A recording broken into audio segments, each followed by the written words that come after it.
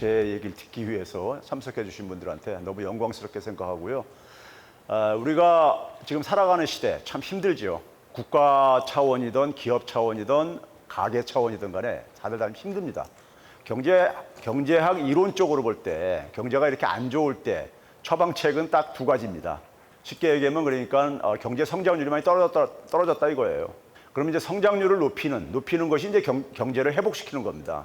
그 회복시키는 방법으로 두 가지를 얘기를 합니다. 이 어려운 고통을 좀 이제 면하는 하나의 대표적인 수단이 뭐냐면요. 돈 풀라는 겁니다. 그러니까 이제 통화정책이라고 이렇게 포장을 해서 하지만은 금리 내리고 하여간 돈 풀고 하는 게 이게 이제 그러니까 하나의 단기적인 처방입니다. 두 번째는 뭐냐? 근본적인 해법은 뭐냐면은 혁신입니다. 이제 말이 참 이쁜 말이죠. 혁신이라는 말이요. 혁신입니다. 이 두 가지인데 한국 경제뿐만 아니라 세계 경제가 다들 지금 안 좋습니다. 안 좋은 이유가 첫 번째 그러니까는 돈 푸는 거는 돈을 그렇게 엄청나게 푼데도 불구하고 효과를 못 봐요. 돈의 역할을 우리가 보게 되면은 금융의 역할을 사람 몸의 혈류에다가 많이 비교를 합니다. 몸에 우리가 피가 이제 우리가 곳곳에 잘 순환을 해야지만이 사람이 그러니까 생명도 유지할 수 있고 또 건강을 유지할 수 있듯이 그러야 되는데 돈도 마찬가지로 모든 곳에 잘 이게 순환이 돼야 됩니다. 그 다음에 이제 중요한 건 혁신인데 혁신이 이게 그 나라들마다 정도 차이는 있지만은 혁신이 사실 지금 좀 방황을 하고 있습니다. 결론부터 얘기하면요. 제가 그래서 두 번째 걸 중심으로 좀 이제 얘기를 할 텐데요. 앞에 부분은 제가 좀 간단하게 좀 넘어가도록 하겠습니다. 제가 그래서 초금융 완화라고 한 것은 우리가 이제 금융위기 이후에 보게 되면요. 소위 경제학 책에도 없는 용어들이 튀어나옵니다. 제로금리 시대가 열리고 지금 유럽하고 일본은 심지어 마이너스 금리가 여태까지 지속되고 있습니다. 마이너스 금리가요. 그리고 양적 완화라는 이런 거 교과서에 없는 용어들입니다. 사실 이런 게 튀어나왔는데 그게 지금 금융위기 터진 지 여러분들이 기억하는 건 리먼 브러더스 파산으로 금융위기를 기억할 텐데 그때부터 해가지고 지금 13년이라는 시간이 흘렀습니다. 그런데 지금도 여전히 양적 완화를 하고 있죠. 물론 팬데믹이라는 상황 때문에 다시 시작한 거지만요. 그리고 지금도 여전히 제로 금리죠. 유럽과 일본은 여전히 지금도 마이너스 금리죠. 이런 상태가 지속되고 있어요. 이걸 가지고 우리가 이제 금융 완화, 통화 완화라고 하는데 그냥 어느 정도 금융 완화 이게 굉장히 심한 금융 완화다 보니까 초금융 완화라고 얘기를 하고요. 여기에 대한 선배 나라가 있죠. 그 옆에 나라는 일본입니다. 일본이 그러니까는 사실 98년도경부터 거의 제로 금리로 내린 상황에서 지금까지 그러니까 계속해서 돈은 그러니까 엄청나게 찍어댔습니다. 그런데도 경제가 안 살아나고 있고 잃어버린 30년이 진행되고 있는데 그래서 지금 세계 경제들이 일본의 길을 지금 쫓아가고 있는 게 아닌가. 이제 이런 이제 많은 의구심을 갖고 있는 건데요. 실제로 보게 되면 성장률이 쭉쭉쭉 떨어집니다. 떨어져요. 성장률이 저게 1%까지 떨어지면요. 그 나라 국민들 중에서 한 50%는 소득이 줄어듭니다. 저게 평균이기 때문에요. 그래서 이제 우리가 심각한 거고요. 성장률을 결정하는 게 이제 중요한 게 이제 생산성, 혁신과 관련되어지는 부분이죠. 이것도 쭉 떨어졌어요. 떨어져가지고 금융위기 이후에요. 사실은 현상적으로 볼 때는 우리가 이게 지금 이제 불평등이 미국부터 시작한다면 70년대 중반부터 미국이 불평등이 심해집니다. 문제의 만악의 근원은 저는 이 불평등에 있다고 봐요. 근데 이거를 그러니까 사실은 경제학자들도 다 동의합니다. 동의하는데 그 불평등화를 단절시킬 수 있는 용기들을 못 내고 있는 거예요. 그러다 보니까 악순환이 되풀이되고 있는데요. 이 금융 완화가 돈을 푸는 것이 반드시 좋은 점만 있는 게 아닙니다. 우리가 경제에는 우리가 노 프리 런치 이런 얘기 하듯이 그리고 우리가 심하게 사고를 입으신 분이 병원에 입원을 하게 되면은 수술을 하고 또 수술을 하기 전에도 고통스러운 상태를 일단 면해주기 위해서 뭘 합니까? 진통제를 놔주죠. 그리고 이제 수술이 끝나고 나서도 한동안 계속 치료를 받아야 되니까 한 장기간 한 6개월 이상 이렇게 입원을 하다 보면요. 운동하신 프로 운동 선수들도 6개월 정도 병원에 입원해 있으면 근육이 다 떨어져 나가죠. 그러니까 그 동안에 진통제 놓고 이렇게 고통을 잠깐 피해지게 해주지만은 체력은 굉장히 회복이 되는 건 아니잖아요. 병원에 누워 있다고 해가지고요. 그런 상태가 경제에서도 일어납니다. 금리가 3%라고 한다면은 은행에서 3%로 대출을 해준다면은 기업은 3% 이상 수익을 내야 됩니다. 근데 금리가 0%면은 논리적으로 볼 때 수익이 안 내도 된다는 겁니다. 버틸 수 있다는 얘기인 거죠. 지금 무슨 얘기냐면은 금리가 이렇게 낮은 상태가 지속되면은요, 좋은 점만 있는 게 아니라 잠깐 고통은 면하게 해주고 있지만은 건강하지 않은 기업들을 계속 수명을 연장시켜주는 그걸 우리가 좀비갭이라고 우리가 흔히 이렇게 시중에서 많이 쓰는 것들이죠. 좀비갭이 늘게 되면 국가 경제 전체적으로 생산성이 떨어져요. 수익성을 갉아먹는 거니까요. 평균적인 수익률을 갉아먹는 거니까요. 그러면 성장률이 떨어져요. 떨어지게 되면은 성장률 지표만 쳐다보면서 통화정책을 쓰는 정부 당국에서 볼 때는 금리를 못 올려요. 경기가 안 좋다고 해가지고요. 그래서 사실 실제로 보게 되면요. 미국이 지금 제로금리지만은 팬데믹 이전에 2015년 말부터 금리를 서서히 올리기 시작하다가 2018년에 4번 올렸었습니다. 1년에요. 4번, 그러니까 1%포인트를 올렸었는데 2019년도에 팬데믹이 있기 전인 2019년에 3번이나 다시 내렸었습니다. 팬데믹이 오기 전에 이미 내렸었어요. 왜 내렸냐면요. 한 2.5%까지 올리니까는 무슨 일이 났냐면은 좀비들은 햇볕에 쬐게 되면은 막 아우성 치잖아요. 이 한계 기업들이 죽는다고 아우성 친 거예요. 금리 올리게 되면 그만큼 이제 부담이 증가하니까요. 그래서 다시 금리 내린 거예요. 지금 무슨 얘기냐면은 금융위기 이전에 그러니까 연준의 금리가 5.25%였었는데 그 절반도 그러니까 돌파하지 못한 상황 속에서 다시 후퇴한 거예요. 그만큼 미국의 경제 체력이 선진 국가에서 가장 낮다는 미국조차 경제 체력이 이렇게 저질이 됐습니다. 자, 그런 문제가 있고요. 그러다 보니까 이 저금리 함정에 빠져 있습니다. 저금리 함정에. 일본이 그런 상태거든요. 일본이 그러니까는 돈을 그러니까 안 풀 수도 없는 이런 상태. 안 풀게 되면 경제가 완전히 주저앉아 버릴 수 있는 이런 상태예요. 금리 추이 한번 봐보세요. 지난 한 40년 가깝게 금리가 계속 내려오잖아요. 좀 회복돼가지고 올리더라도 찔끔 올렸다가 다시 또 후퇴를 하고. 근데 문제는 뭐냐면 돈을 그렇게 풀면은 우리가 흔히 경제학책에서 무슨 얘기냐면 인플레이션 생긴다고 얘기를 하는데 인플레이션도 안 생겨요. 왜 그러냐? 돈이 안 도니까요. 물가가 오르려면은 개인들이 그러니까 소비를 많이 해야지만 물가가 오르는 건데 돈이 가게들한테 보통 사람들한테 돈이 안 도니까 자기들한테까지요. 그러다 보니까 이제 우리가 최근에 이제 금리를 이제 지금 올려야 되는 이런 상황이 지금 내몰리고 있는데도 불구하고 많이 올리기가 쉽지 않을 거다. 이게 진퇴양난에 지금 빠져 있습니다. 지금 나타나는 인플레이션은 주로 공급 측 요인, 소위 말해서 공급망 교란이라든가 아니면 그다음에 우리가 소위 이제 유가 에너지 가격들 상승 이런 걸로 생기는 건데 이건 그러니까 사람들이 소비를 많이 해서 물가가 오르는 게 아니에요, 지금요. 공급 측의 교란으로 생기는 건데 그러다 보니까 금리를 올리지 않을 수밖에 없는 이런 압력을 받고 있는데 금리 올릴 수 있는 지금 상황은 아니라는 거. 이런 상황이 지금 상황이 그래서 사실은 금융위기 이후보다 더 어렵습니다. 돈을 더 풀기도 참 어려운 상황에 지금 진입하고 있습니다. 돈을 그렇게 풀고 금리를 낮추면은 자금 조달 비용이 낮아지기 때문에 기업들은 투자를 많이 할 거라고 경제학책에 돼 있어요. 근데 투자는 오히려 더 줄어들었어요. 구조적으로 한 2%포인트 정도 GDP 대비 줄어들었어요. 투자할 곳이 있어야 투자하는 거잖아요. 예, 투자할 곳은 못 찾는 겁니다. 그런 상황 속에서 소위 말해서 금융위 성장을 우리가 이제 금융위 성장한다는 거를요. 이것도 양면성이 있는 겁니다. 금융이 성장한다는 얘기는 금융의 자본이 많이 유입돼 가지고 금융이 그 돈놀이를 많이 한다는 얘기입니다. 금융이 돈놀이를 많이 한다는 얘기는 누구한테인가 대출을 많이 했다는 얘기고요. 지금 사회 전체적으로 볼 때는 사회가 채무화가 되는 겁니다. 사회의 채무가 증가하는 걸 의미해요. 미국은 그게 이제 가계부채가 급증을 했었죠. 그러다 그게 뻥 터진 게 소위 금융위기였던 겁니다. 서브프라임 모기 사태라는 게요. 한 GDP 대비 100% 거의 근접해서 뻥 터진 겁니다. 우리는 지금 105%가 지금 105%죠. 2분기, 1분기 기준으로요. GDP. 그래서 우리나라 지금 가계부채가 이렇게 큰 저겁니다. 그러니까 연준이 그럴 때마다 뭐냐면 돈을 엄청 찍어댔어요. 돈을 엄청 찍어댔습니다. 근데 지금 팬데믹이 터진 지난해 한 3월 달 이후부터 찍어댄 돈이요. 금융위 이후에 한 4, 5년간 찍어낸 돈보다 지금 넘어서 버렸습니다. 저 돈을 어떻게 회수할지. 일본은행이 그걸 회수를 못하고 있거든요. 이제 이런 문제가 있고요. 그러면 이렇게 돈을 찍어대는데도 왜 그러냐? 아까 얘기했듯이 돈이 안 돌아요. 화폐 유통속도라는 게 돈이 그러니까 얼마나 잘 도냐 이걸 측정한 건 돈이 안 돌아요. 예? 돈이 그러니까는 돈을 이용할 수 있는 사람만 있고 대부분은 돈을 이용 못한다는 얘기예요. 우리나라 여러분 팬데믹 상황 속에서 이 통화량이 얼마나 늘었냐면요. 한 500조 늘었습니다. 500조면요. 국민 1인당 거의 1,000만 원에 가까운 돈이에요. 1인당. 근데 여러분들 한번 생각해 보세요. 팬데믹 이후에 내가 그러니까 평상시에 그 접하던 돈의 양이 한 1,000만 원 늘었는가? 오히려 줄어든 사람이 더 많죠. 그렇죠? 그 얘기는 뭡니까? 누군가는 굉장히 많은 돈을 이용을 하는데 대부분은 그러니까 그 아무리 돈을 공급해도 공급한 돈을 누리고 있지 못하다는 얘기인 겁니다. 그런데 이제 그런 상황 속에서 뭐냐면은 이 금융위기 같은 거, 팬데믹 같은 게 한번 터질 때마다 저는 이걸 새로운 처음이라고 제가 비유를 하는데 왜 그러냐면 20세기에 우리가 갖고 있는 지혜나 경험을 가지고 해석이 안 되는 현상들이 지금 일어나고 있기 때문에. 근데 이런 게 대형 사건이기 때문에 터지게 되면요, 그걸 수습하는데 비용이 굉장히 많이 들어가요. 금융위기 수습하는데 미국이 국가 채무가 GDP 대비 40%가 증가했습니다.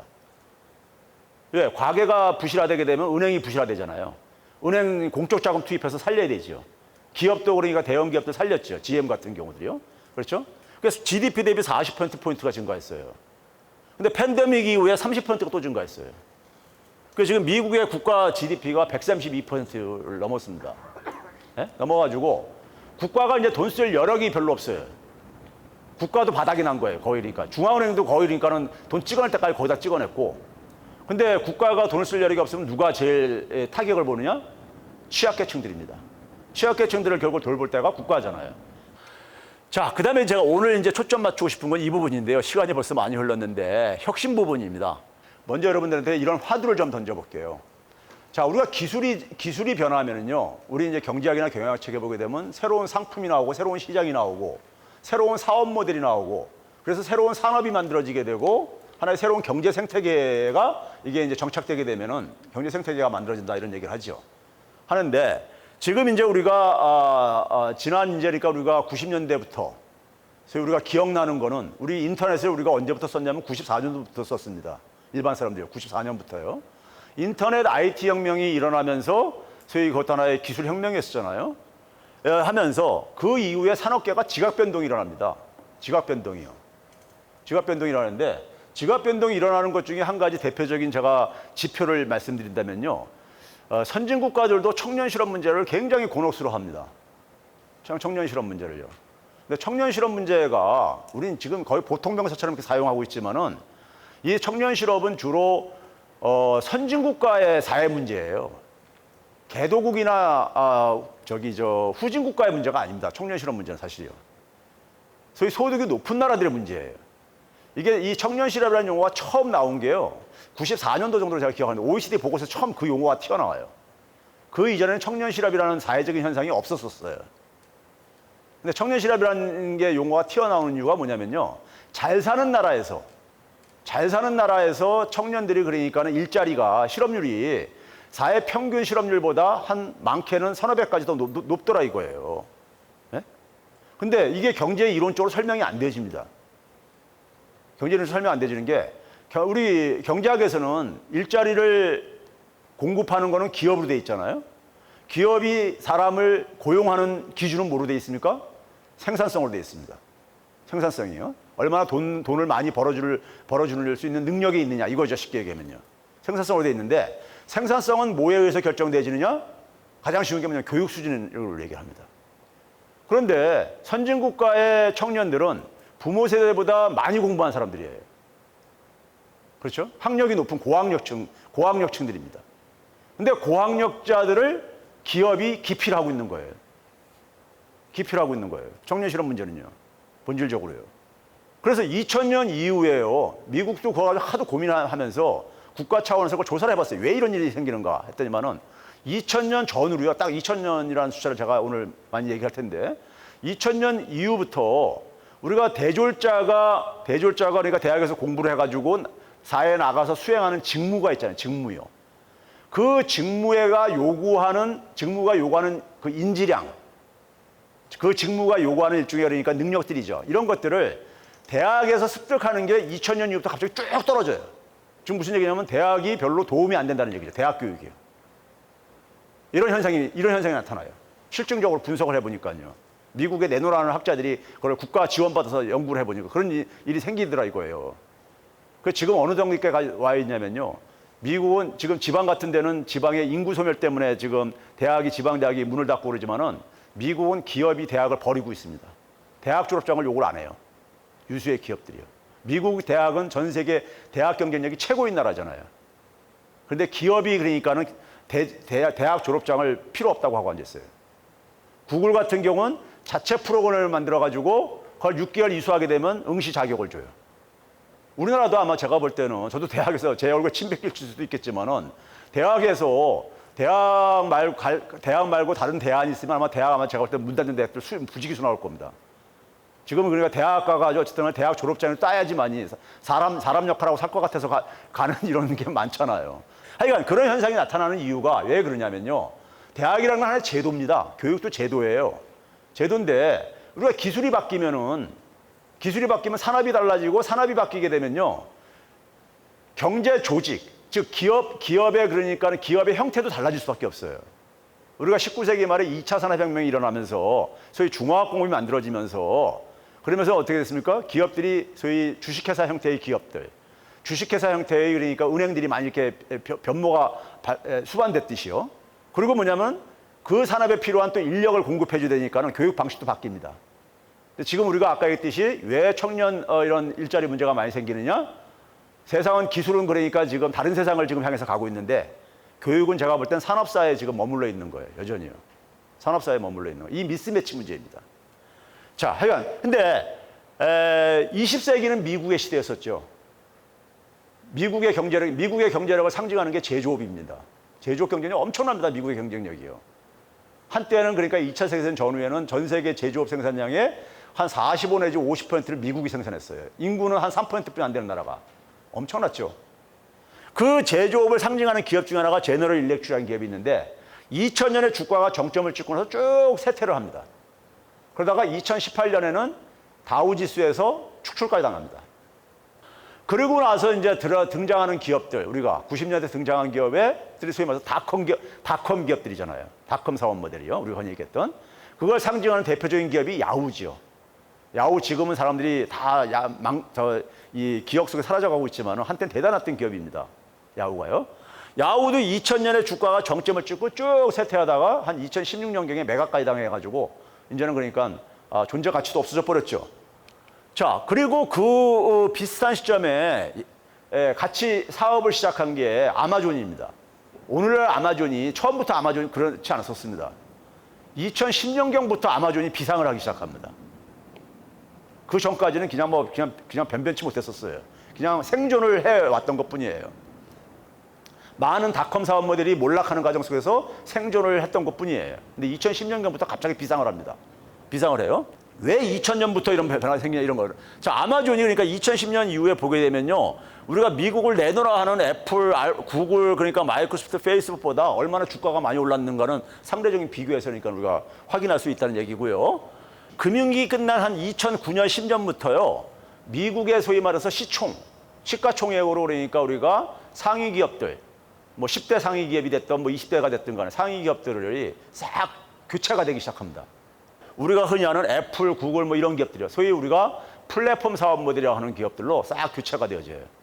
전통적인 기업들, 제조업들은 다 축출당해 나가고요.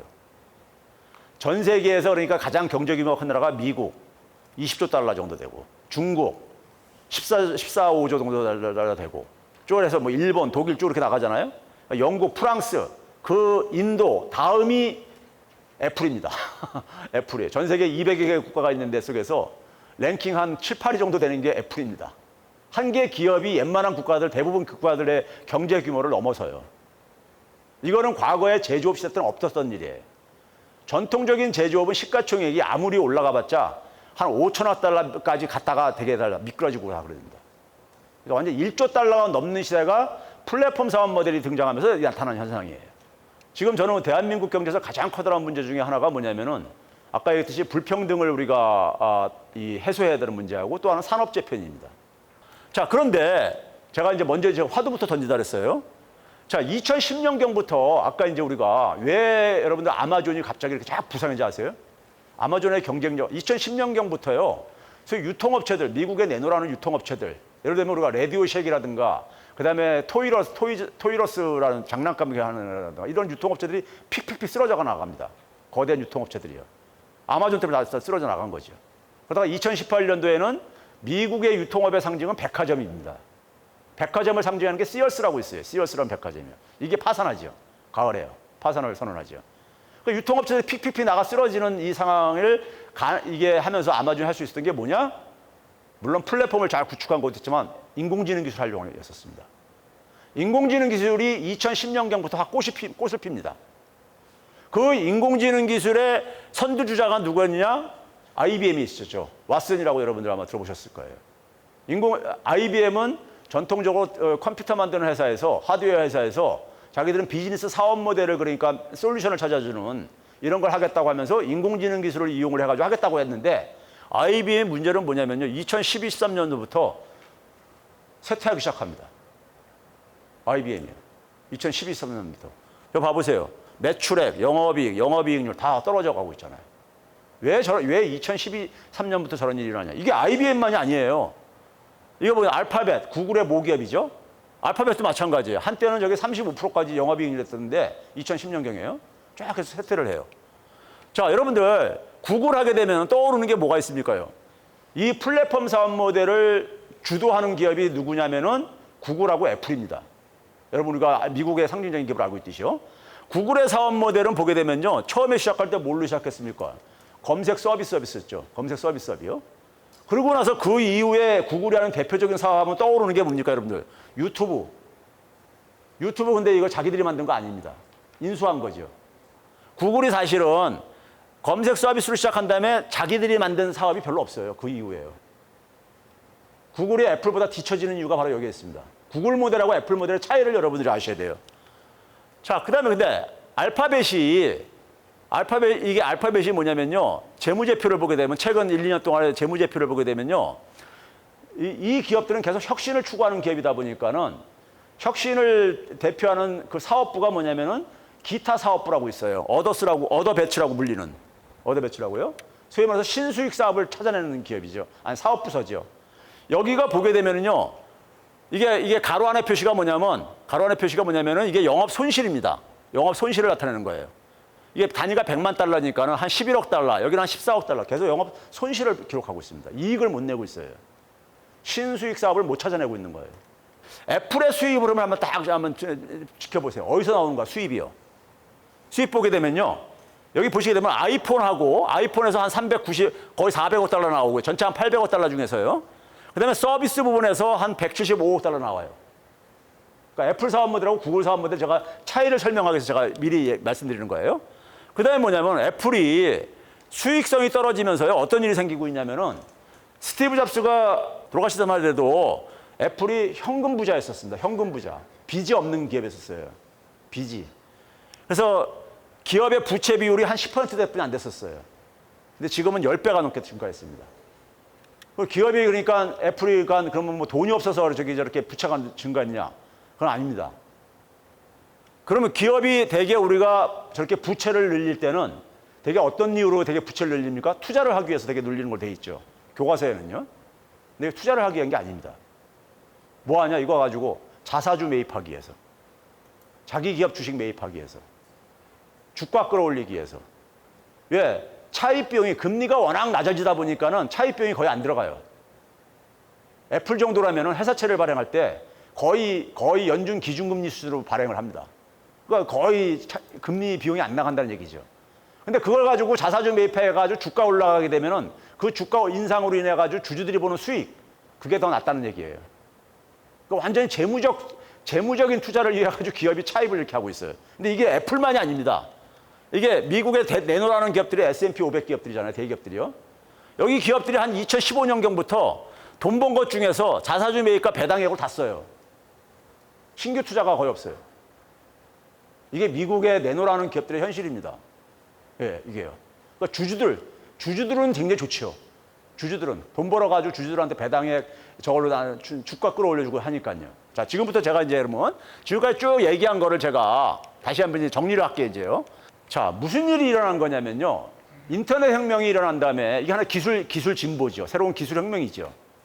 이 기술 혁명이 어떤 결과를 가냐면 소위 돈 냄새를 맡는 분들, 사업가라는 것을 우리가 동물적 감각을 가지고 있는 사람으로 이렇게 거창하게 포장을 하지만은 거칠게 표현하면 돈 냄새를 맡는 게 일반 사람보다 뛰어난 능력을 갖고 있는 사람들입니다.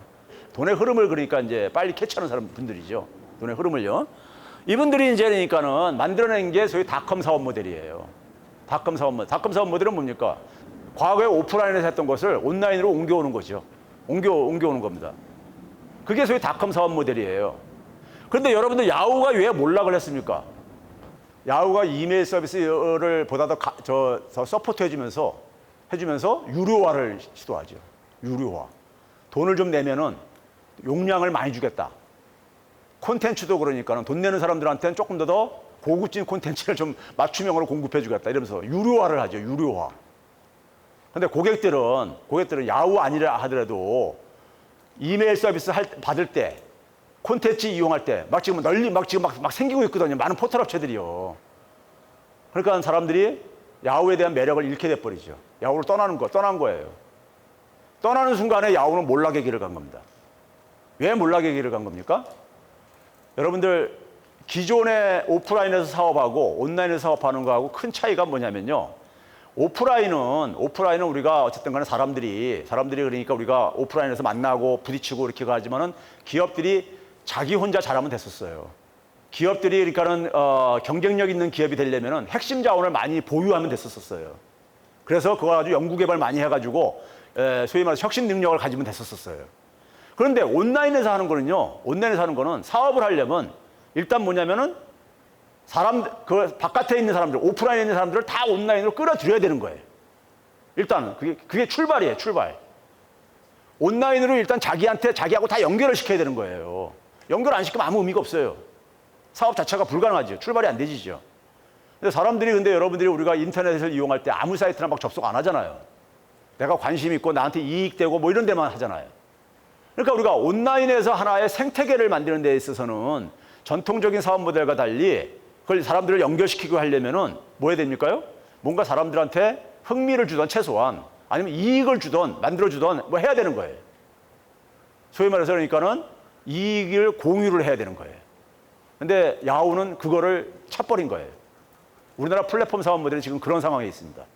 생태계를 스스로 만들어 놓고 스스로 파괴하고 있는 이런 것들 많이 하고 있는데 그러면은 그런 상황 속에서 아마존 같은 경우는 계속해서 어쨌든 간에 고객들의 만족감을 극대화시키기 위해서 계속 분주히 노력을 했죠. 그래서 살아남은 거예요. 자, 그러면 구글이 여기에 그러니까 하나의 롤 모델이 누구였었느냐? 구글이죠. 그래서 우리가 구글의 검색 서비스를 이용을 하면서 저 같은 경우 엄청나게 구글링의 혜택을 보고 있는 사람이거든요. 개인적으로요. 근데 그걸 하면서 구글은 엄청나게 투자를 했잖아요. 투자를 해가지고 서비스를 해주는데 기업이 그냥 공짜로 서비스 제공할 일은 없잖아요. 제가 구글링 하면서 그 사람들한테 데이터를 주죠. 흔적을 남기죠. 그렇죠? 그러니까 구글을 이용하는 만족감이 크면 클수록 구글에 거기 연결하는 사람들은 많아질 수밖에 없어요. 비례해서요. 그렇죠? 이 사람들이 자발적으로 이렇게 모이게 하는 곳, 그게 바로 뭐냐? 그게 플랫폼인 거예요. 이게 하나의 디지털 생태계의 출발점입니다. 이것부터 먼저 만들어야 돼요. 우리나라 산업 정책을 하시는 분들이 플랫폼을 먼저 만드는 것에 대한부터 이해를 해야 돼요. 이걸 만드는 거에 일단 첫 번째 출발점이라 이겁니다. 한 발을 뛰는 거예요. 자, 그랬을 때 구글이 그런 다음에 어떻게 했습니까요? 구글은 그 사람 모이는 데서 어쨌든 운영 비용을 뽑아야 되니까는 광고 수입을 연결해가지고 지탱을 한 거예요. 근데 구글의 목표는 거기가 아니었던 거예요. 연결을 통해서 이 사람들이 돈 냄새 맡은 사람들이 뭐냐면 연결을 통해서 자기들이 그 속에서 돈벌이를 해야 되겠다 했는데 뭘 그랬냐? 최소한 데이터를 얻었잖아요. 플랫폼이 커지니까 빅데이터가 나온 겁니다. 빅데이터 가지고 뭐 했냐? 인공지능 기술 개발한 겁니다. 그래서 구글이 플랫폼 사업 모델에 굉장히 롤 모델을 정착시킨 거예요. 정착시킨 거예요. 플랫폼 사업 모델은 뭐다? 모든 것을 세상을 연결을 하는 데 목표를 둡니다. 그 연결을 통해서 뭔가 가치를 창출할 수 있다고 이렇게 보는 거예요. 이 사고의 변화가 필요한 겁니다. 오프라인에서 디지털 이 플랫폼 사업을 바꾸려면 이 사고의 변화가, 혁명적인 변화가 필요해요. 제너럴 일렉트릭은 그걸 못해서 몰락한 겁니다. 자, 그 연결을 한 게 구글의 모델이고요. 그 다음에 애플의 모델의 차이는 뭐냐면요. 애플은 연결을 한 단계 더 업그레이드 시키죠. 사람들을 연결시키려니까는 뭐가 필요했냐? 우리가 스마트폰을 쓰기 전에는 사람들이 멈춰있는 고정 공간에서만 연결이 됐던 거예요. 노트북, 컴퓨터, 하면서 인터넷으로 연결됐잖아요. 근데 사람들의 많은 삶의 시간은 이동하는 시간이 있는데 이동하는 동안에도 연결시켜야 되겠다 이거예요. 그래서 나온 게 뭐냐? 스마트 모빌리티인 겁니다.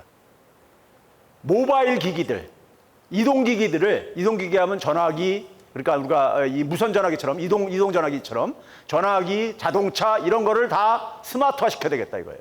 왜? 이동하는 순간에도 모든 것을 다 연결시켜야 되겠다 이거예요. 연결이 핵심이기 때문에. 그렇죠? 자, 그러면 그 상황 속에서 제일 처음 나온 게 그래서 21세기에 들어오면서 제일 처음 글로벌 기업체들이 주목을 했던 사업이 스마트 모빌리티 사업으로 다 꽂혀요. 그 첫 번째가 스마트폰인데 스마트폰 나오기 전에 뭐 있었습니까요? 이동전화기, 코들리스 폰이었잖아요. 무선전화기요. 무선전화기만 해도 그냥 전화기입니다. 전화기였었잖아요. 전화 거는 기능이잖아요. 그렇죠? 근데 스마트폰은 더 이상 전화 거는 기능에서 멈춰있지 않잖아요. 전화기로 쓰는 사람들은 별로 없죠. 솔직히 말해서요. 즉 전화기라는 것은 제조업 제품입니다. 근데 스마트폰은 데이터를 그러니까 이용하기 위한 하나의 도구로서 전화기를 이용하는 거죠. 근데 그러려니까는 뭐냐면 스마트폰을 만들려면은 어플이라는 생태계를 만들어줘야 되는 거예요. 근데 이걸 하는 데 속에서 스티브 잡스가 21세기의 혁신가로 하게 되면 이 상징적인 존재로 이렇게 떠오르는 이유가 있습니다. 스티브 잡스가 물론 애플 직원들이 이제 아이디어가 낸 걸로 알고 있는데, 그걸 하는 데 속에서 어떻게 했냐면요. 앱이라는 게 뭔가, 앱을 이렇게 멋들어진 앱 생태계를 만들어야 되겠어요. 그러니까 아이폰을 중심으로 세상을 다 연결시켜야 되겠어요. 세상 모든 사람들을 아이폰에다가 다 이제 모아야 되겠다 이거예요. 그러려면은 아이폰에 연결할 만한 뭔가 매력을 만들어야 되는 거잖아요. 예? 그래서 어플을 개발했는데 어플인 게 뭔가 보니까 이게 아이디어예요. 사람의 아이디어죠. 근데 아이디어는 보게 되면 전통적인 기업이라면 어떻게 생각합니까요? 직원들한테 야, 니네들 이 어플 좀 개발 좀 해. 이렇게 했을 거라고요. 그런데 기껏 해봤자 채용한 직원은 당시에 애플의 직원이 43,000명 정도 됐습니다. 43,000명 정도 머리에서 나오는 건 한계가 있는 거잖아요. 근데 기업 바깥에는 70억 명이 넘는 인구가 있었어요. 사람이 있어요. 저 사람들한테 아이디어를 좀 활용을 하는 게 훨씬 더 바람직한 거잖아요. 근데 저 사람들 아이디어를 어떻게 이용할 수 있겠어요? 당신들 갖고 있는 아이디어를 여기 와서 돈 벌어 가라. 쏟아내고. 그러니까 아이디어 있는 사람들이 막 쏟아낸 거죠. 쏟아낸 거예요, 아이디어를요. 그래서 멋들어진 앱 생태계를 만든 거예요. 그러다 보니까는 그 스마트폰이라는 제조 제품조차도 매력적이 돼버리는 거죠. 그 스마트폰이, 근데 그 애플이 개발한 앱 생태계라는 것은 한때요, 앱 판매액이 애플의 그러니까 전체 영업이익 중에서요, 한 68%가 차지했었습니다. 근데 그렇게 했는데 그 앱이라는 건 뭡니까? 기존에 없던 상품이잖아요. 없는 상품을 만들었다는 점에서 굉장히 혁신적이었던 거예요. 없는 상품을요. 그 이후에 나와 있는 플랫폼 사업 모델들은요, 다 뭐냐면 구글이나 애플 모델을 모방을 한 것들입니다. 자, 그럼 그런 방식에서 딱 나갔는데, 그래가지고 연결을 하다 보니까 데이터가 폭발적으로 증가하잖아요. 고정된 공간에서 뿐만 아니라 이동하는 순간도 데이터가 쏟아져 나오기 시작하니까요. 그래서 여러분들 2010년경부터 데이터 혁명을 얘기를 합니다. 데이터 혁명이 일어나면서 인공지능 기술이 급성장을 해요. 그 다음에 여러분들 이제 그러니까 많은 기업들이 여전히 하는 게 뭡니까? 여전히 지금도 뭐냐면 스마트 모빌리티 사업하고 있죠. 그 두 번째가 바로 뭐예요? 자동차죠, 뭐. 자동차를 그러니까 다 스마트화 시키자. 이겁니다. 자동차를 스마트화 시키자. 자동차를 해서 인터넷도 하고 어플도 쓰려니까 어떻게 됩니까? 운전하면서 할 수는 없잖아요. 그러니까 자율주행차가 필요한 거고.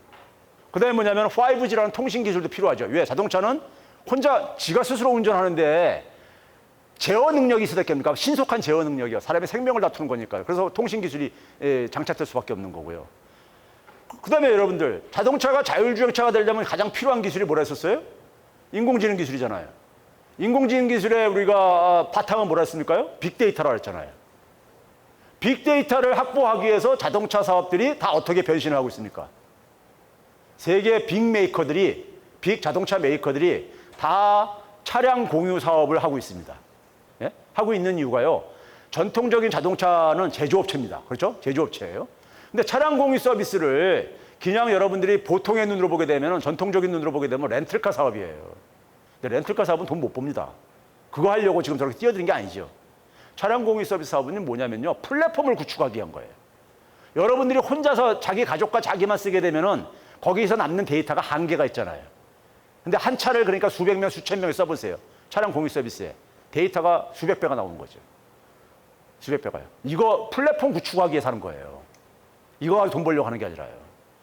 그렇게 안 하면요, 자동차도 몰락하거든요. 왜? 자동차 신차 시장이에요. 신차 시장이 2018년도에 포화 상태에 진입합니다. 전 세계. 포화 상태에 진입한 이유가 뭐냐면요, 신차 시장에서 가장 중요한 고객이 누구냐면은 선진국과 대도시에 살고 있는 젊은이들입니다. 대학 졸업하고 직장 잡아가지고 자기 차량 이제 마련하는 이런 계층인데, 이 친구들이 차를 안 사요. 차량을 소유하는 것을 별로 이제 매력적으로 생각 안 해요. 왜? 차를 안 갖고 있어도 차를 이용하는데 아무 불편이 없게 돼버린 거예요. 차량 공유 서비스가 워낙 발달이 되고 비용도 적게 들고, 그다음에 뭐 대도시 같은 경우는 규제도 많고 환경 뭐 이런 문제도 있다 보니까는, 그런 상황 속에서 지금 유일하게 남아 있는 게 지금 뭡니까요? 환경, 친환경차에서 전기차, 수소차 이런 쪽이 나가는 거잖아요. 예? 전통차는 다 지금 이제 어쨌든 간에 정리 단계를 진입하고 있고요. 그렇죠? 그러면 이런 상황 속에서 우리나라 삼성전자가 택한 게 바로 뭐냐? 4대 사업을 선정을 했죠. 첫 번째가 뭐예요? AI. 두 번째가 뭐예요? 5G. 세 번째가 전장. 네 번째가 바이오. 바이오 빼놓고요. 이 세 개가 다 미래 자동차와 관련된 건입니다. 그렇죠? AI, 뭐 앞에서 얘기했고요. 전장, 아니 저기 5G, 그것도 미래차와 관련되죠. 통신 이건 원래 하던 거니까. 전장이 뭡니까? 전기장치, 전자장치잖아요. 전기차로 바뀌게 되면 다 자동차도 이제 그러니까 전기차, 자율주행차로 바뀌게 되면 자동차도 다 그러니까는 전기가 중심이 된다 이거, 전자가 다 중심이 된다 이거죠. 근데 삼성전자가 지금 똑같이 가는 게, 삼성전자가 인공지능 기술에 굉장히 관심이 많죠. 그래서 삼성전자가 제품까지 내놨죠. 제품 내놓은 게 뭐가 있습니까요? 빅스비라고 있잖아요. 빅스비요. 그거 미국의 인공지능 플랫폼 기업인 바이브랩스를 인수해서 그럼 만든 겁니다. 근데 지금도 여전히 근데 뭐냐면 인공지능 기술 사업에 굉장히 저기 필이 꽂혀 있죠. 이재용 부회장은요. 예? 꽂혀 있는데, 근데 지금 같은 방식으로 해가지고는 절대 못합니다. 왜? 인공지능 기술은 계속 진화 중인데 언제까지 처음은 기존의 사업을 인수할 수 있어요. 하는데 계속해서 인수할 수는 없잖아요. 자기 스스로 개발을 해야 되잖아요. 근데 스스로 개발하려면은 뭐가 필요해요? 빅데이터가 필요하잖아요. 빅데이터가 안정적으로 공급이 돼야 돼요. 구글이나 애플처럼요. 그런데 그렇게 되려면 자기 자신이 플랫폼으로 바뀌어야 됩니다. 구글이나 애플은 플랫폼이잖아요. 삼성전자 홈페이지에 우리 접속하는 일이 있습니까? 아무도 안 하잖아요. 삼성전자 플랫폼이 아니에요. 제너럴 일렉트릭이 그렇게 해서 몰락한 거라니까요. 플랫폼 사업 모델로 진화를 못 해가지고. 자, 그래서 어쨌든 간에 여기까지 와가지고 구글이나 애플 같은 경우는요, 플랫폼을 구축해가지고 2조 4천억 달러, 1조 8천억 달러까지 이렇게 덩치 키운 거예요. 키운 겁니다. 자, 그 다음에 가야 되는 길이, 왜 갑자기 영업이익률이 떨어졌냐? 매출액은 증가하는데 왜 영업이익률이 떨어지느냐? 매출액 증가하는 건 뭡니까? 자기들의 시장 점유율 사이즈를 키우는 거잖아요. 그러니까 인수합병하게 되면 그만큼 비례해서 커지죠, 시장은요. 또 한 가지 방법은 뭐예요? 플랫폼 사이즈를 키우는 겁니다. 플랫폼 사이즈, 전체 이 사이즈를요. 애플이 하려는 게 뭐예요? 애플카죠. 애플이 아이폰 가지고는 하나의 거대한 플랫폼을 만들었는데 그 플랫폼 사이즈 더 키우고 싶은 거야. 그래서 애플카 하는 거예요. 그렇죠? 그런데 문제는 진짜 승부는 수익률은 왜 떨어지느냐? 매출액은 증가하는데 수익률은 왜 떨어지냐 하면요. 자, 이들 기업에 있어서 가장 그러니까 지금 여태까지 이렇게 플랫폼 키워서 얻은 핵심적인 게 뭡니까? 우리 지금 아까 2010년경부터 데이터 혁명을 얘기했어요. 데이터 혁명으로 인공지능 기술이 개발되고 인공지능 기술이 개발되면서 사물들을 다 진흥화시켰습니다. 사물들을 진흥화시키니까 사물과 사물도 다 연결되지죠. 근데 그 연결을 통해서 우리가 얻는 게 바로 뭐였었어요? 아까 1차적인 게 데이터입니다. 그래서 데이터 혁명, 데이터 경제의 도래 이런 얘기를 하는 거예요. 자, 근데 문제는 뭐냐면 그렇게 확보한 데이터를 가지고 데이터 확보 그 자체의 목표가 있는 건 아니잖아요. 인공지능 기술 같은 새로운 기술을 개발하거나 아니면 그 데이터를 가지고 새로운 수익 사업을 만들어야 되는 거예요. 그게 바로 뭐냐면요. 아까 뒤에서 얘기했듯이 솔루션입니다. 솔루션은 게 뭐예요? 스마트 모빌리티 솔루션인데 솔루션이 뭡니까? 솔루션이 해법이잖아요. 해법이 뭐예요? 기업한테 해법이라는 게 뭡니까? 새로운 성장원을 찾아내는 거죠. 새로운 답을 찾아낸다는 게 그거잖아요. 그래서 이런 기업들 들어가게 되면, 신입사원이 들어가게 되면요, 젊은 피들이 들어가게 되면은 뭘 구하냐면은, 자, 우리가 엄청난 데이터를 확보해 있으니까 데이터를 가지고 뭘 하라 그러냐면요, 답을 찾아내라 이거예요. 기업은 계속 성장을 해야 되잖아요. 성장을 요구받잖아요.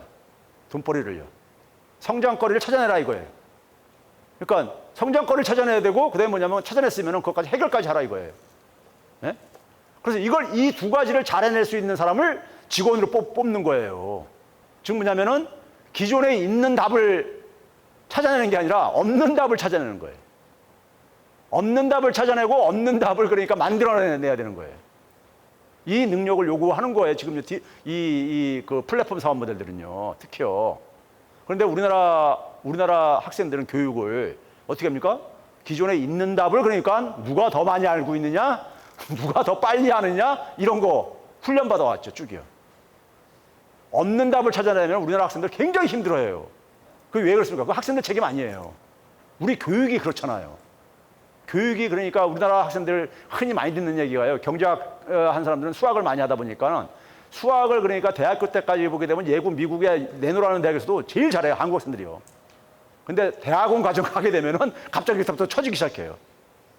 그러니까 뭐 어떤 문제를 그냥 질문 던져놓고 이걸 이제 처음 접하는 문제는 잘 못 풀잖아, 우리나라 사람이죠. 근데 우리가 인공지능 기술이 나왔다는 건 뭡니까요? 기존에 있는 답은 인공지능이 다 한다는 거예요. 쉽게 얘기해서요. 그러니까 지금 앞으로 이제 그러니까 우리가 사람이 해야 될 건 뭐냐? 없는 답을 찾아내야 되는 거야. 없는 답을 만들어내야 되는 거고요. 이게 사람한테 요구하는 거라고요. 근데 우리 교육이 그러냐고요. 그리고 또 뭐냐면은 그 답을 찾아냈으면은 그거를 그러니까 구체적으로 사업화하기 위해서 자기 혼자 못 합니다. 왜? 기술이 굉장히 융합화, 복합화 돼가지고요. 혼자서 다 해결할 수 있는 거 없어요, 세상에 이제요. 그러니까 다른 사람과 함께 해야 돼요. 그러니까 바로 뭡니까? 소통 능력, 협력 능력 이런 걸 요구를 하죠. 그리고 뭐냐면은 협력이라는 것은 바로 뭡니까요? 지금 아이디어가 중요한 이런 시대, 특히 협력이라는 건 뭐겠어요? 차이가 굉장히 중요합니다. 차이가요. 예, 똑같은 거는 아무 의미가 없어요. 아이디어라는 것은 달라야지 의미가 있는 거잖아요. 예? 근데 우리 사회 속에서는 너무 획일주의가 그래가지고, 예? 차이가 있는 사람은 오히려 왕따시키죠. 그러니까 우리는 굉장히 이게 뭐냐면 제조업 시대의 교육은 뭐냐면요. 표준화된 지식을 국가가 초등학교, 중학교, 고등학교에서 이런 거 가르쳐. 정해놓고, 그거를 가능한 한 많은 국민들한테 빠른 시간 내에 그걸 습득시켜가지고 산업화에 필요한 역군을 길러내는 이거였었어요, 목표가요. 근데 그게 지금도 아마 계속 지속되고 있는 거예요. 세상은 이렇게 변했는데. 젊은 사람들은 제조업이 나쁘고 좋고 떠나서 이걸 기피하게 돼 있습니다. 젊은 사람들은 새로운 기술에 그러니까 아무도 관심이 많을 수밖에 없어요. 그러니까 저희 세대는 농사 짓는 거 싫어했잖아요. 농사보다도 뭐 국제 통상 이런 쪽에 관심 있고 그랬잖아요. 그럼 마찬가지, 요즘 젊은이도 마찬가지입니다. 마찬가지예요. 새로운 신기술과 관련된 일에 관심 갖는 건 자연스러운 거예요, 이건요. 자연스러운 겁니다. 그리고 제조업의 제조업은 저는 이제 인프라로 바뀌고 있는데, 제조업의 위상이 이제 아까 데이터를 담고 데이터를 거기서 만들어내고 데이터를 실현시키는 하나의 도구로 이게 위상이 바뀌고 있단 말이에요. 아까 스마트폰에서 봤듯이. 자동차도 그렇게 바뀔 것이고요. 그렇죠? 그럼 그런 상황 속에서 그러니까 우리가 지금 우리가 만들어낸 산업 재편을 위해서 우리 현실과 지금 기존에 우리가 갖고 사회 시스템이라든가 이런 여러 가지들이 이런 산업 재편과 얼마나 거리가 있는 걸 한번 생각해 보시라고요. 이걸 우리가 산업 정책이 성공하려면 육성하려는 산업을 정확하게 이해를 해야 됩니다. 제가 그래서 흔히 많이 비유하는 게 마음씨 좋은 의사는 필요 없다. 실력 있는 의사가 필요하다. 환자한테는. 예? 환자가 어디가 아픈지 정확하게 진단을 먼저 해야 되는 거죠. 훌륭한 의사는요. 그래야지 무슨 처방도 제대로 해줄 수 있는, 치료도 해줄 수 있는 거잖아요. 이제 그러다 보니까는 지금 이게 뭐냐면은 여전히 산업 정책도 뭐냐면 제조업 마인드로 이걸 접근하고 있다 이거예요. 그러니까 뭐냐면 인공풀장 만드는 거예요. 강생태계 만든다면서. 예? 근데 우리가 하나의 산업이 나오면은요, 그 산업에 필요로 하는 소위 말해서 사업 모델이 바뀝니다. 소위 기업 조직 형태, 경제 조직 형태도 바뀌고요. 또 뭐가 바뀝니까? 금융 시스템도 바뀌어요. 역사적으로 그래왔거든요. 또 교육 시스템도 바뀝니다. 그래서 그런 점에서 여기 지금 지역사회 같은 경우도 저는 그래요. 우리 지역에 가게 되면 항상 하는 게 뭐냐면 지역의 경제 어려운 거. 특히 산업단지 있는 지역들이 굉장히 어려워합니다. 제조업이 그나마 제조업 기반이 있는 산업단지 지역들이요. 왜 그렇습니까요? 제조업의 위기는 지금 진행된 지요. 금융위기 이후부터 지금 계속되고 있습니다. 올해 수출이요. 최고 기록하고 있잖아요. 최고 기록하고 있는데 이전의 최고가 언제냐면 2018년도였었어요. 6천억 달러 넘었었더니요. 근데 그때하고 올해하고 비교해 보게 되면요. 우리나라 소위 정부에서 13대 산업을 따로 이렇게 추려가지고 발표를 합니다. 그게 전체의 한 80% 차지해요. 전체 수출액이에요. 그게 다 뭐냐면 중화학공업과 관련된 이런 산업들이에요. 품목이에요. 우리나라 주력 품목들이에요. 그런데 그 13대 품목의 수출액이 줄어들었어요. 2018년도보다 올해요. 줄어들었어요. 전체 총수출액은 증가했는데. 그 얘기는 뭐냐? 2018년도에 수출액이 확 증가했을 때 92%가 반도체가 끌어올렸던 겁니다. 반도체 수출액의 증가가 2017년 증가액의 92%를 반도체가 끌어올렸어요. 그리고 반도체 경기가 꺾이면서 2019년도에 수출액이 2011년 이전 수준으로 돌아갑니다. 잃어버린 10년이 수출액이 돌아간 거예요. 그러니까 반도체 빼면 나머지 제조업은 전반적으로 되게 안 좋은 게 계속 진행되고 있었던 거예요. 지금도 진행되고 있는 거고. 예? 올해조차도 진행되고 있는 거예요. 일반 기계 2018년부터 줄어들었어요. 예? 석유화학 같은 유가가 회복되면서 좀 이게 회복된 거지. 예? 반도체도 2018년보다 지금 적습니다. 수출액이요. 반도체 올해 굉장히 좋다고 그러잖아요. 근데도 적어요. 자, 그러면 그런 상황 속에서 산업단지가 좋을 리가 없지요. 산업단지의 제조업체분들 어렵다고 할 수밖에 없지요. 이게 현실이에요. 현실이거든요. 그러면 그런 상황 속에서 성장률이 급감을 하죠. 우리나라 수출의 의존도가 굉장히 높으니까요. 아까 얘기했듯이 성장률이 1%로 진입하면요. 국민들 중에 50%는 소득이 후퇴하거나 정체합니다. 네? 끔찍한 문제예요. 그럼 이런 상황 속에서 우리 그러니까 산업 재편이라는 게 그러니까 우리가 제조업의 일자리는 그러니까 줄어든다 이거예요. 그러면 예를 들어서 지방의 문제를 딱 봤을 때 지방 소멸 뭐 이런 얘기 하는데 지방 소멸의 저는 핵심이 뭐냐? 청년들이 떠나는 거예요. 청년들이 떠나잖아요. 우리나라 핵심 산업단지에 청년들이 다 떠나고 있습니다. 바깥으로 나가고 유출되고 있잖아요. 왜? 청년들이 거기서 별로 할 거리가 없다고 생각해서 떠나는 거죠, 뭘. 그런데 대도시로 와서 와봤자 뭘 합니까요? 인공지능한테 지시를 받는 일자리나 하고 있죠. 대표적인 게 배달 노동자가 그런 거죠, 뭐. 배달 노동은 기본적으로 인공지능 기술한테 저거 다 오다를 받아서 하는 겁니다. 사람한테 오다를 받는 게 아니라요. 그런데 그 청년들이 그러니까 청년들이 떠나는 걸 막지 못하는 한에 있어서는요, 지방 경제에 저는 정말 없다고 봐요. 없습니다. 미래 없습니다. 대한민국 미래도 없습니다. 청년들이 떠나는데 무슨 미래가 있어요. 한 나라의 20년 후를 보려면 그 사이에 20대를 보면 되게 보인다 그래요. 20대들이 어떤 마음을 가지고 어떤 꿈을 꾸면서 살고 있느냐에 따라서 그 사이에 20년 후는 결정되는 거잖아요. 솔직히요. 예? 지방 마찬가지입니다. 청년들이 올 수 있게 해줄 자신 없으면요. 지방 소멸 못 막습니다. 못 막아요. 20, 30대가 그러니까 와서 살고 싶은, 살 수 있게 해주는 거를 제발 복지로 생각하지 마세요. 복지 아닙니다. 그거 투자예요. 투자 개념을 바뀌어야 돼요. 그 지역이 가지고 있는 자원의 대부분을 거기다 배치를 해야 됩니다. 예? 우리가 한 가정을 꾸리면서 가장이 자기들은 힘들어도 자녀들의 희망만 있다면은 다 참잖아요. 마찬가지입니다. 국가도 마찬가지죠.